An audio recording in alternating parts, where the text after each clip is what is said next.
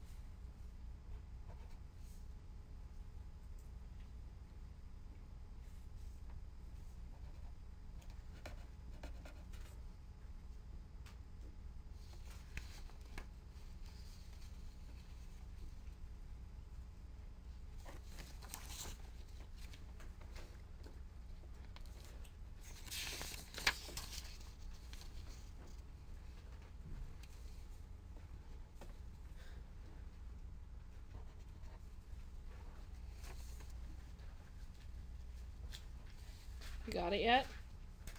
Need more time.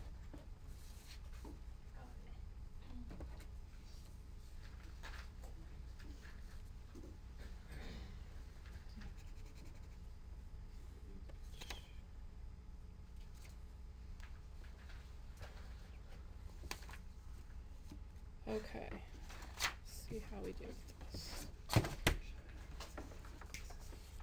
Okay, so these are some things that we can do, okay, to try to decide how to go about this process of verifying that one side equals the other.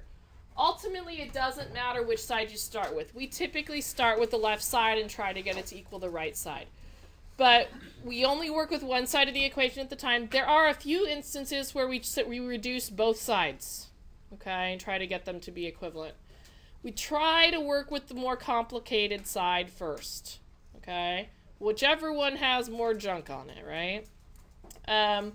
We look for opportunities to factor, add fractions, square a binomial, or create a monomial denominator, okay?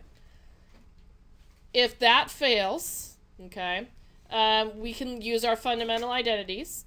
Remember, look at what's in the final expression. If you see sines and cosines, those things pair up well.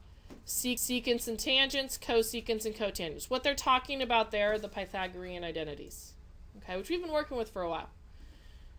If all else fails and everything else up to that point doesn't work, try putting everything in sines and cosines, okay?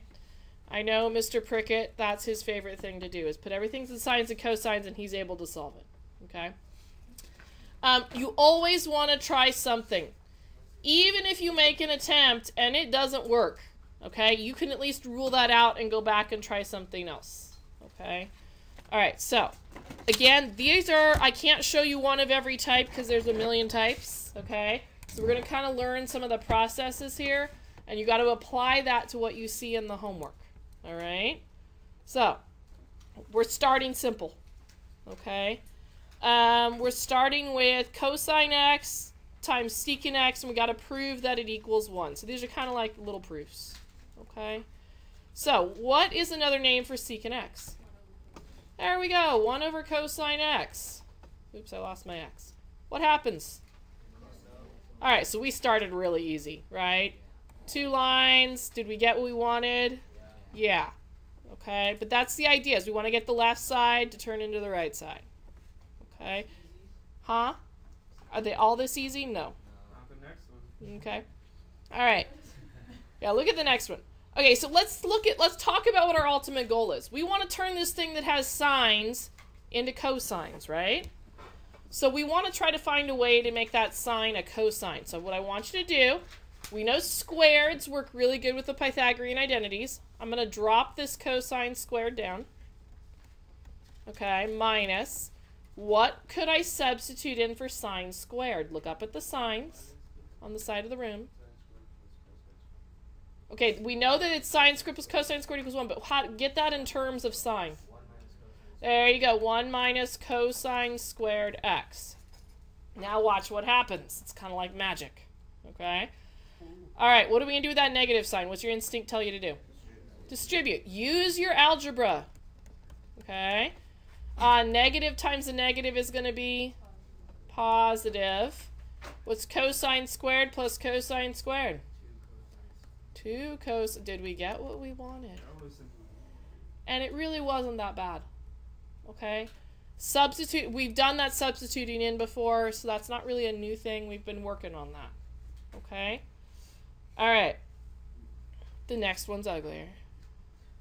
But still not too awful. All right. I'm going to try to... I see something that looks kind of Pythagorean, right? First of all, which side's more complicated, the left or the right? Left. I definitely work with the left side over the right side, trying to get to turn that into this, okay? So I want you to look up at your identities, your Pythagorean identities on the windows.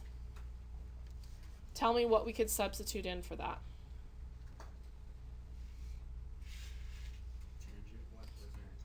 Tangent squared theta. Good. All right, and instead of writing that like over a fraction, I'm going to do it a little bit differently. So watch what I do. I'm going to pull it apart, okay? And I'm going to say that this is 1 over secant squared. It means the same thing, okay, whether I write it as a fraction or not. Remember, I'm trying to create a sine squared situation here. I know I can get sines out of tangent by doing the quotient rule, right, or the quotient identity. So what's the quotient identity? What over what for tangent? Sine squared over cosine squared. And if it's, remember, if it's a squared, we leave it in squareds. Okay? Could I turn this secant into a cosine? What do I do? Just cosine squared x, right? Or theta. What happens? Cancel. Did I get what I wanted? Yeah. It's going to take practice, right? It's easy when I'm guiding you through the steps. But it's going to take practice. You got to think, okay, what can I do with that next? All right? To make it look or try to get some of the parts that it needs for the other side. Okay? All right. Let's take a look at the next one. Okay. All right. We see some squareds there. What identities are we thinking about? Pythagorean, definitely with a plus or a minus sign in there, we're looking Pythagorean. Look at that numerator. It's 1. Good. You really, for calc, you got to know that one. Sine squared plus cosine squared equals 1. Okay, we use that one quite a bit. All right, let's see. I'm not sure. I'm going to leave cosine squared as cosine squared. Can't do much when it's sine or cosine, but could I rename secant squared? 1 over cosine squared theta. Good. What happens? They cancel, so I get 1 over 1, which is... Did I get what I wanted? It's like magic, huh?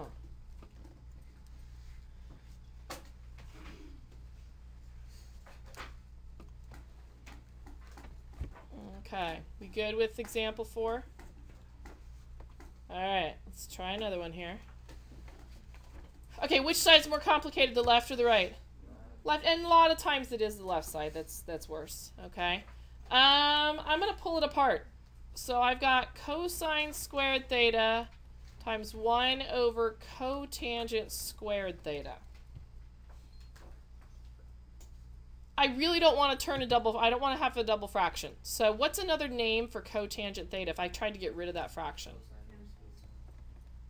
I'm going to go tangent on this one. So if I did the sine over cosine, this is what happens. And that I'm going to have to go there. It's sine squared over, or sorry, cosine squared over sine squared, right? This is the other way to go with it, which you can do.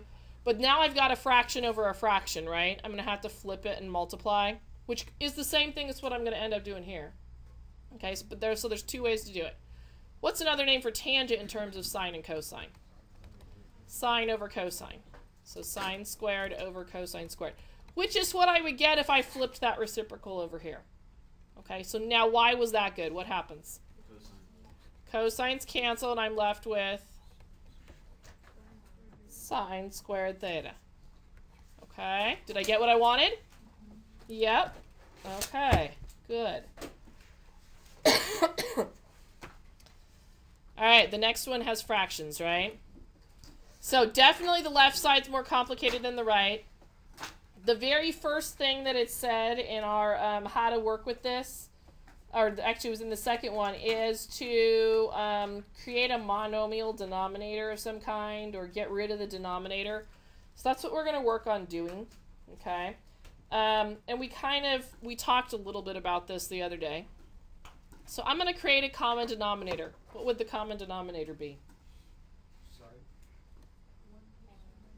That times that, right? They're different, so we would just multiply them together. So 1 minus sine, do you remember the name of the symbol? What's that symbol, the fish-looking symbol? Alpha. It's alpha. Okay, and they're going to throw alphas, they're going to throw betas in there, because they get bored of writing thetas and x's. I don't know. Okay. All right, so now what I have to do is I have to figure out what's missing. So what is missing from this denominator that's in the common denominator? Heard somebody say it. 1 plus sine alpha. I multiply that times 1, don't I get 1 plus sine alpha? Okay. Luckily, it's a plus sign in there. We don't have a minus to distribute. What's missing from this denominator? 1 minus sine alpha. So I'm just going to put plus, when I distribute the 1 minus sine alpha. We made it look, almost made it look worse than look better, right? We'll get there, though.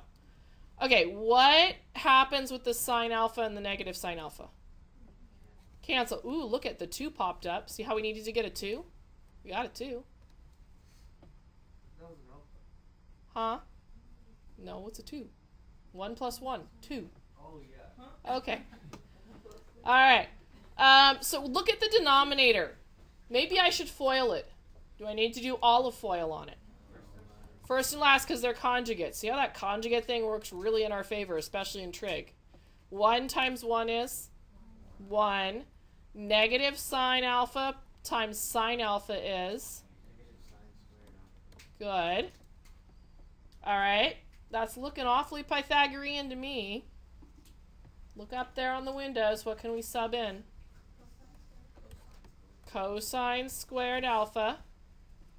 All right, look at what we have, where we have to get to. What do we need to get to? Are we almost there? Yeah, I know the reciprocal of cosine is secant, so I've got 2 secant squared alpha, and I've got to where I wanted to be. Again, when it comes time for the test, I gave you the problem and the answer. The graded stuff is all this junk in between. Okay? Okay. There's another one right there. What's the only difference between example 6 and example 7? Cosines and cosecant instead of sine and secant. Here's what I want you to do. Model it after what we just did. Okay, and I want you to try example 7 on your own. So everybody's going to take about a minute or so. Try, get as far as you can on example 7. Okay?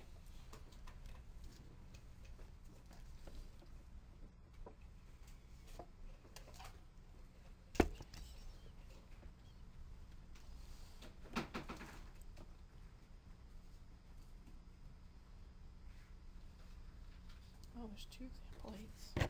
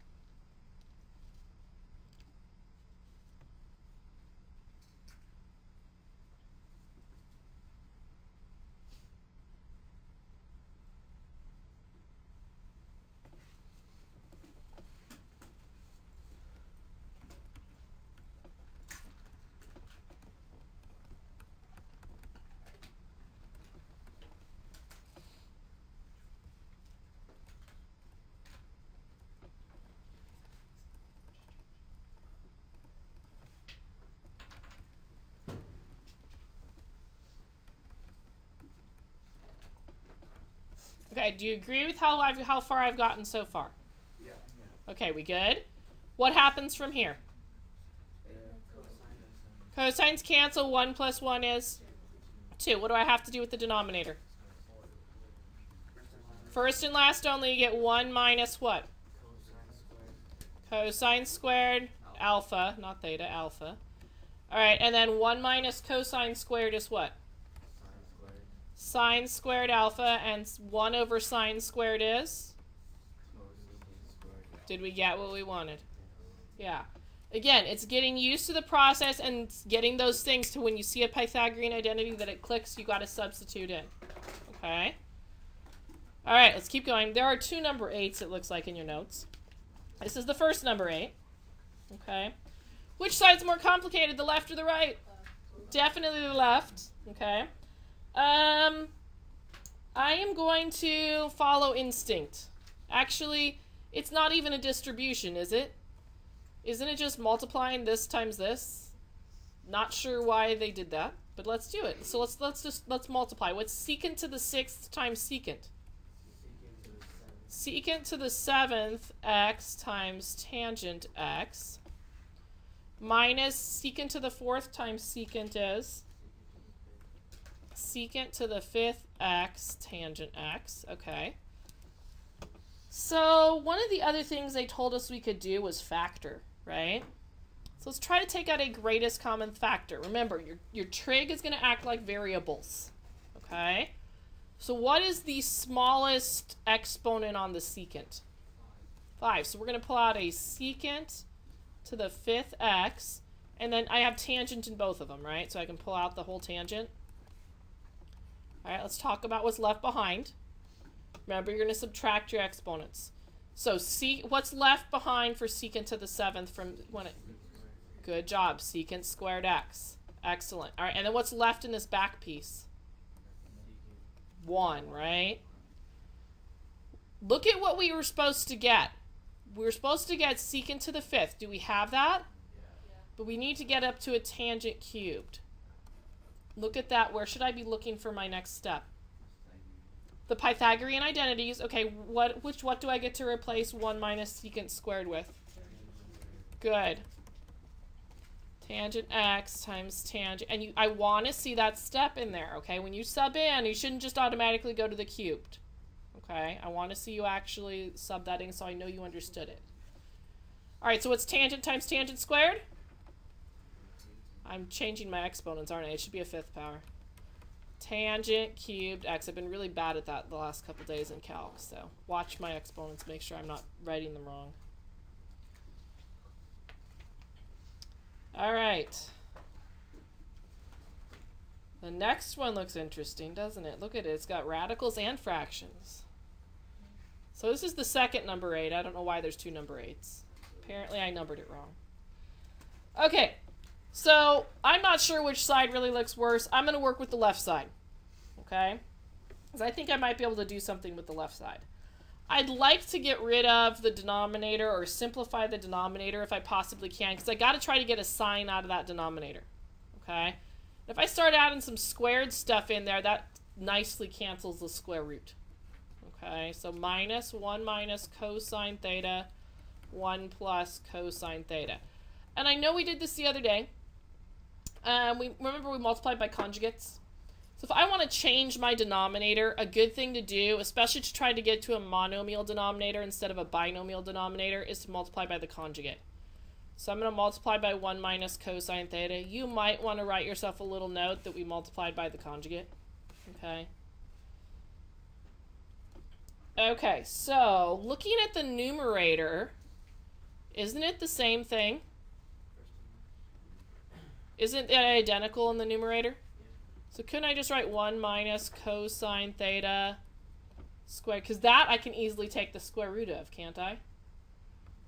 All right, denominator, they're conjugates, so what am I going to multiply together? First and last only, so what's 1 times 1? 1. Cosine theta minus times negative cosine theta. Good.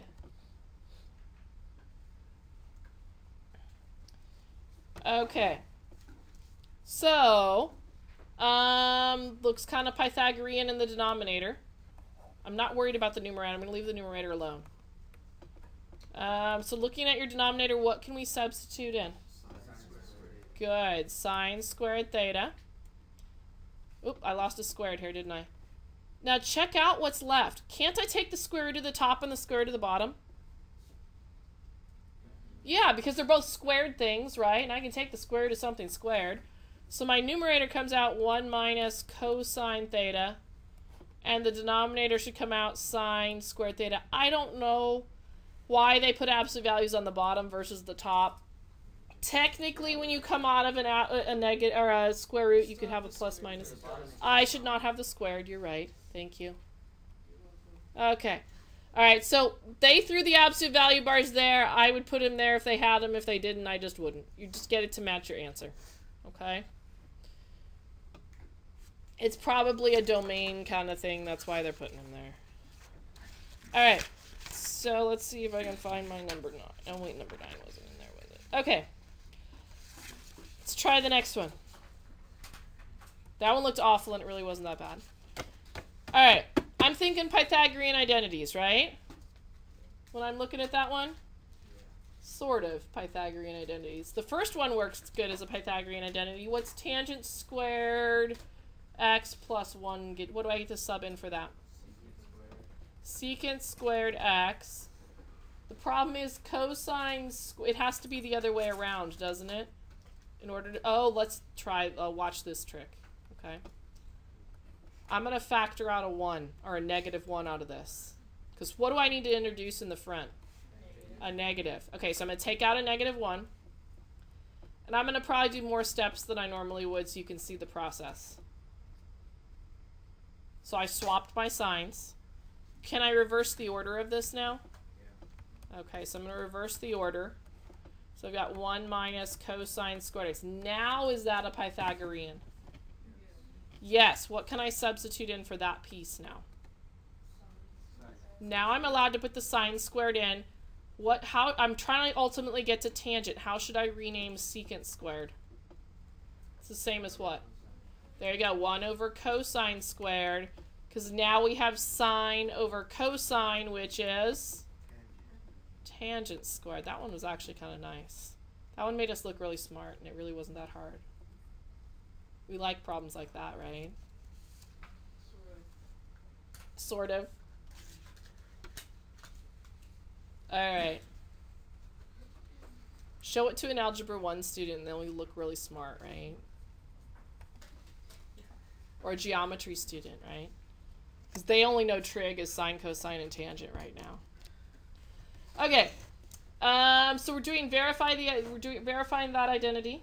Okay, kind of doesn't really matter what side. I'm still going to do the left side, I think. Okay, and try to turn it into the right side. All else fails, we turn everything into sines and cosines, right? So, what's another name for cosecant? 1 over sine, good. minus sine x. Kind of don't know what to do from there. They don't, because it's a minus sign, right? So I gotta figure out something else. I'm gonna go with a common denominator. So if I wanted a common denominator, what would it be? Sine x. So I know that that's a 1. What do I have to multiply this by to get this common denominator? There's a 1 in the denominator. I need to get sine. Don't I have to multiply by sine? So I get sine times sine is sine squared x. Good. All right, that looks awfully Pythagorean. So Pythagorean identity, what do we get for that?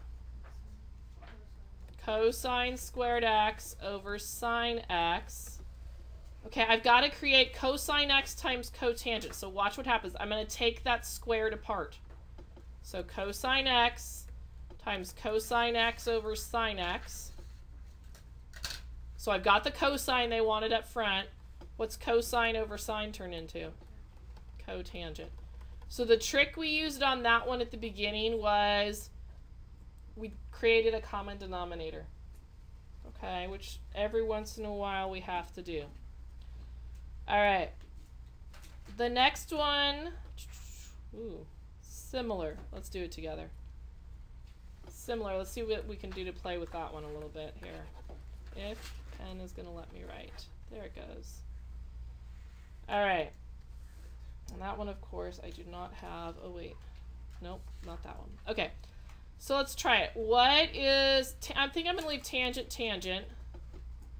What's another name for cotangent? I don't want it in sines and cosines yet.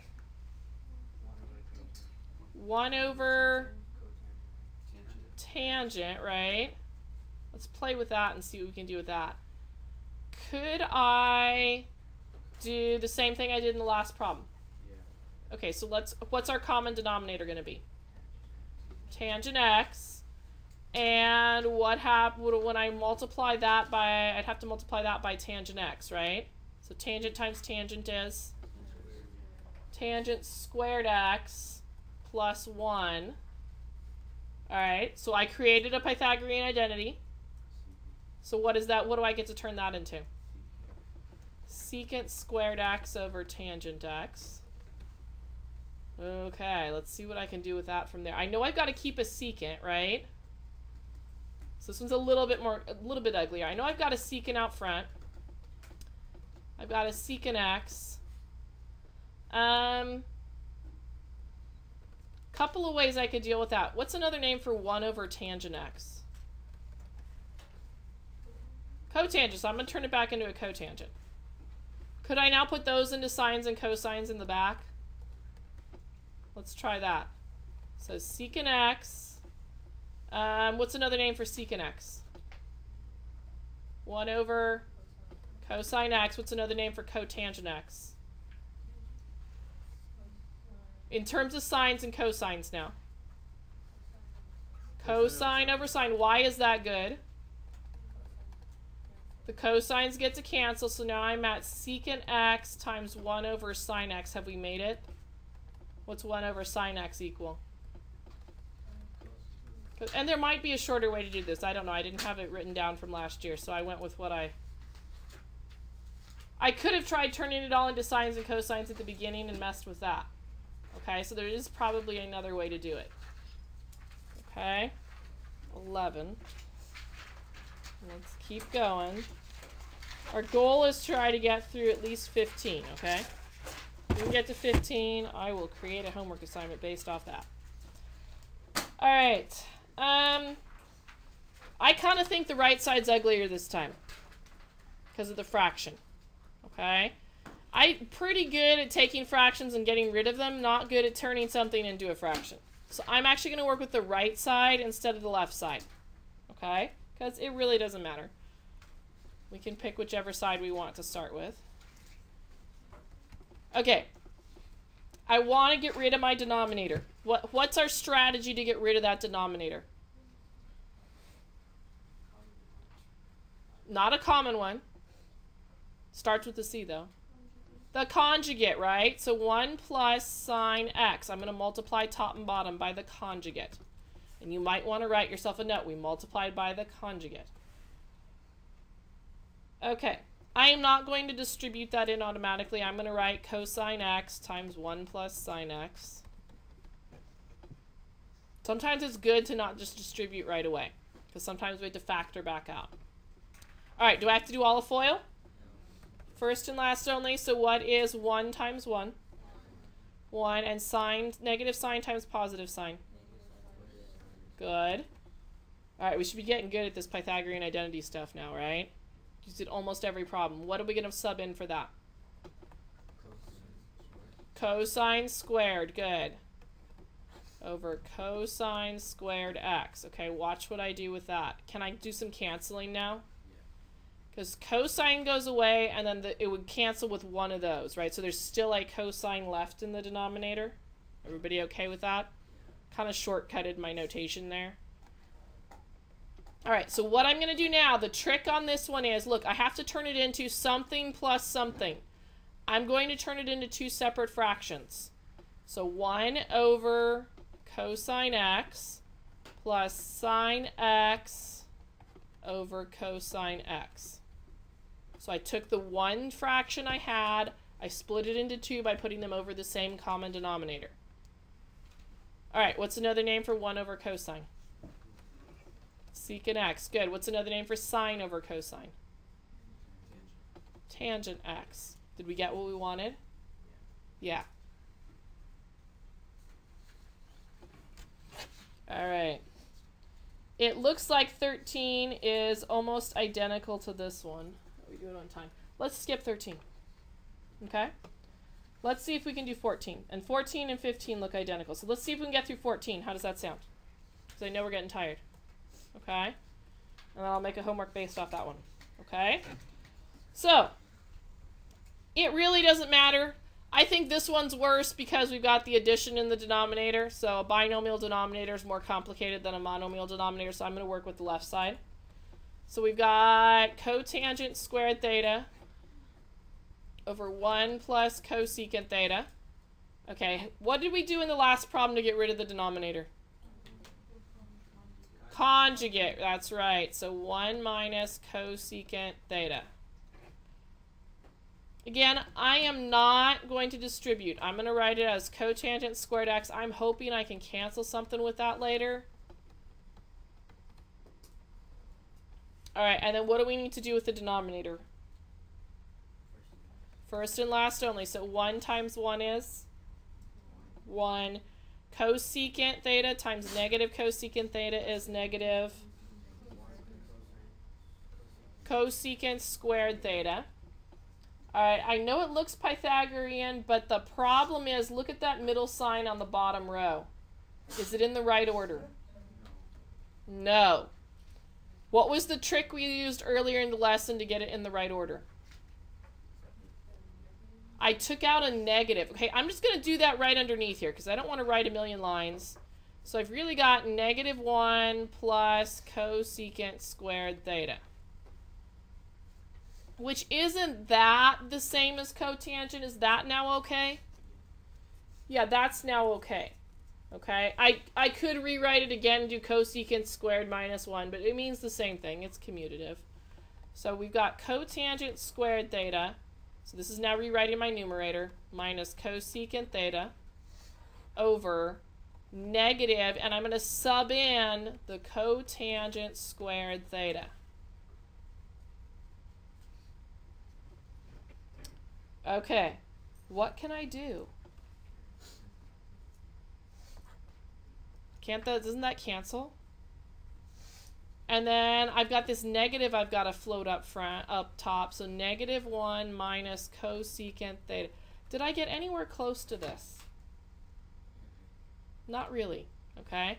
So here's another technique. We haven't seen this one yet. I'm going to try to simplify the other side as well. Okay. So I'm going to do 1 minus sine theta. Aren't you glad we're skipping 15 so you've got extra space? Okay. All right. I'm going to use the technique on this one where we split up the fraction. So 1 minus sine theta over sine theta. We've seen that a couple times in problems today. All right, what's another name for 1 over sine theta? Cosecant theta. What's sine over sine? Are we close? What do I need to do with this one to get it to match over here? Distribute it. So when I distribute, wouldn't I have positive cosecant theta minus 1? Do they match now? Put a giant equal sign in between. You're good. Did we verify that both sides are equal? Yeah, we didn't get one to turn into the other, but by simplifying both sides, we did get them equal. Okay, that's where we're going to stop. So I think that's enough, don't you? All right, my brain is starting to hurt.